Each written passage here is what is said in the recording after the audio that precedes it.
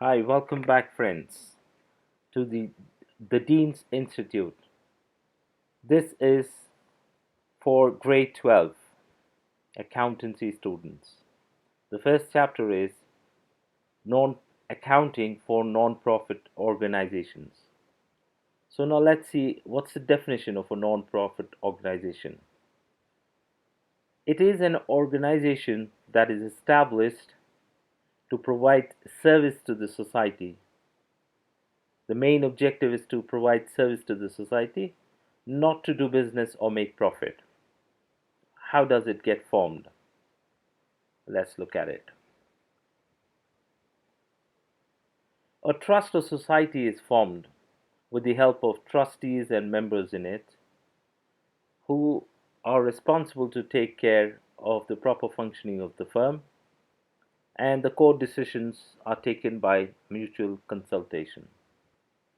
Let's see what type of examples we have for non-profit organizations.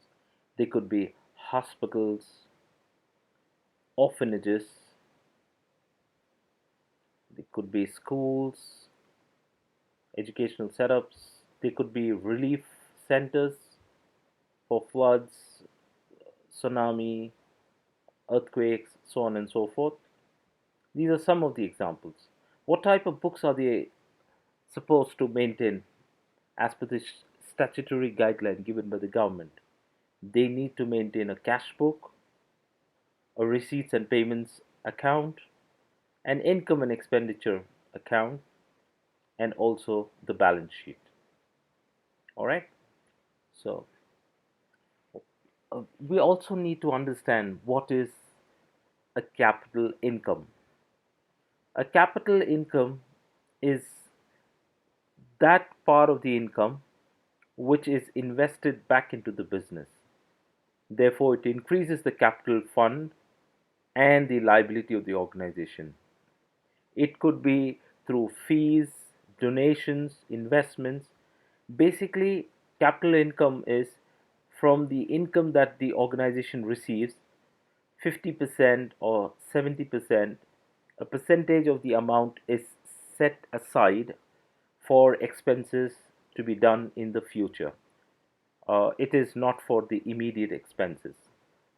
And the common ones which you find is you get in the adjustments, they will say 50% of the entrance fees to be capitalized or 50% of the donations to be capitalized. So basically, just understand that capital um, capital income is that income which is kept aside for future expenses, for big expenses, expansion expenses, so on and so forth. So let's move on. What's the revenue income then? Okay, revenue income, what does it do?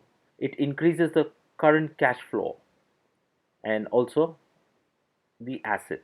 Hence, it increases the asset side of it. Whereas capital income increases the liability of the organization, revenue income increases the asset side of the balance sheet of the non-profit organization. And how do you get this? You get it this also you get it in the form of membership fees, donations, investments. So as you can see over here, these just use this image for membership fees. These are donations. These are subscriptions or membership fees. All right. So now let's see what a capital expenditure. Capital expenditure is that expenditure which is spent on things which last for a very long time. As you can see, it could be a motor car, it could be land, it could be building, it could be furniture, it could be machinery. Basically, you buy these stuff in order uh, for use for the organization for a very long time, and it helps you to make money from it. All right. Like for example, if you have a goods carrier vehicle that helps you bring the stuff and also take it to where you need to deliver, so it is providing you service, it is helping you do the business. All right. So as I have given over here, money spent to buy or do major repair or update on items that can be used for a long time period. And I've given the examples which I've already told you. The depreciation charged on these things is also considered as capital expenditure because these are capital goods. So the expense that is done, because we do not pay out actual cash, it is an adjustment done in the balance sheet. It's also done in the income and expenditure statement and balance sheet. It is to write off that expense. When we do the sums, we'll get more clarity on that. Okay. Now let's see what is revenue expenditure. So revenue expenditure are the expenses that are done to meet day-to-day expenses. Okay. So such as uh, any consultation fees, salaries, bank interest, any repairs that is done, any rates or taxes that is paid, all these things they fall under revenue expenditure. You could say any expense for that matter of fact, even normal expenses like tea expenses, stationery, all these things also fall under revenue expenditure because in order to get the revenue, you're doing this expense. So that's why it falls under revenue expenditure. So now let's see what is outstanding income or accrued income. So as you can see this image, it's getting accrued means it is getting accumulated. Okay, and it is income through memberships and subscriptions which you have not yet received. So outstanding income stands for not received. Accrued income is it is getting accumulated, it is overdue. All right, so income which is not received, it is overdue, and definitely it's an asset. Okay, so let's see what are prepaid expenses. Prepaid expenses are expenses paid out but they are still not due. Therefore, they fall into the category of being an asset. All right, prepaid expense. It is an expense. For example, we are in July. If we have paid rent for August, September, which is yet not due, maybe after this month we may want to vacate the place and the owner has to pay us back that money. That is why it is an asset. It is an expense paid which is still not due.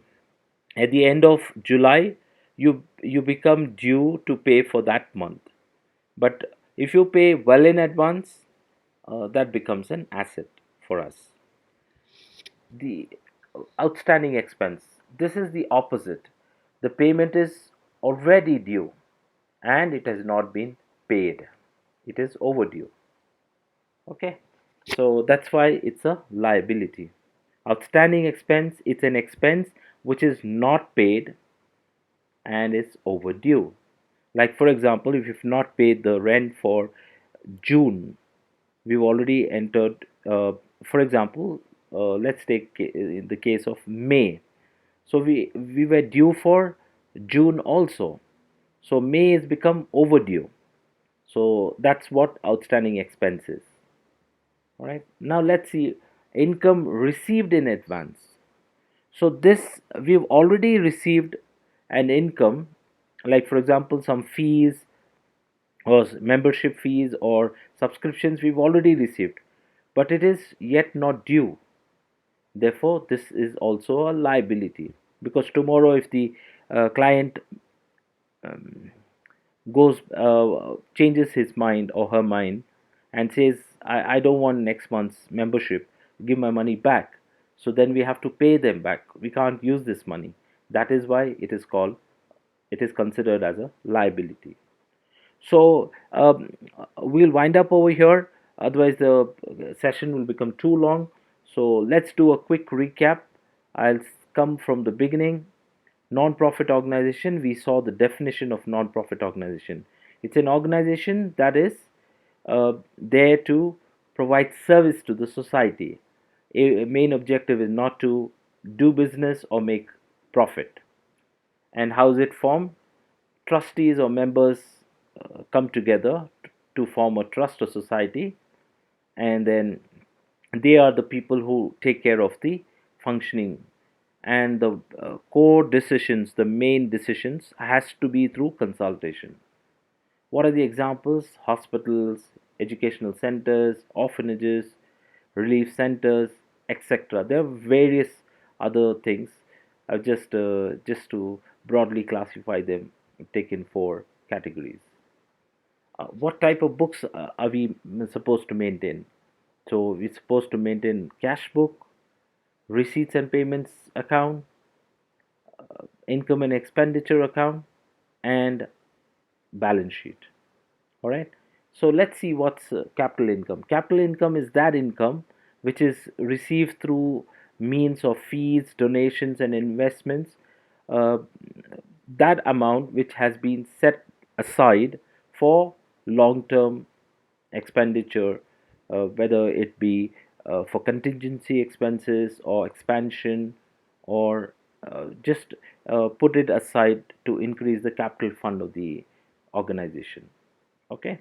What's revenue income? Revenue income is the income received again through fees, donation, and investments, which is used for day-to-day expenses in order to run the firm.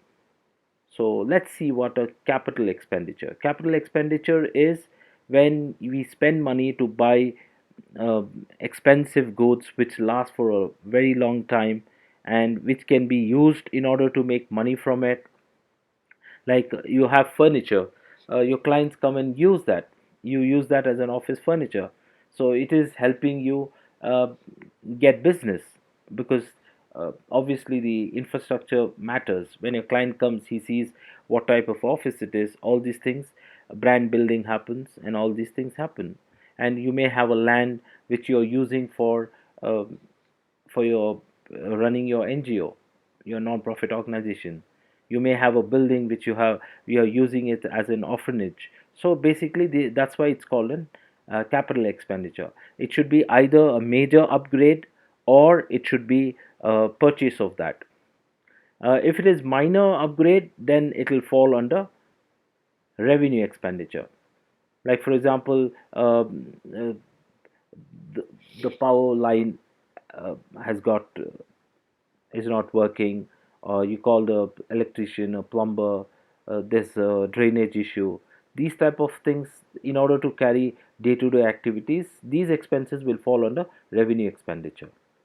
Now let's understand what is we also saw what is outstanding income. Outstanding income or accrued income is that income which you have not yet received, which is already overdue. And now let's see, it's an asset. Prepaid expenses, uh, opposite of that, you have already paid for an expense which is yet not due. Therefore that is also considered as an asset. Now what's an outstanding expense? It's an expense which you were supposed to pay and have not yet paid, so it is a liability. Okay. So, and the last thing in the list is income received in advance. It is an income for you, but you have received well before the due date. Therefore, that is also a liability. If you've not subscribed for the channel, please go ahead and subscribe. Share it with your friends who may need this. Leave your comments, like, and see you in the next video. Thanks. Bye now.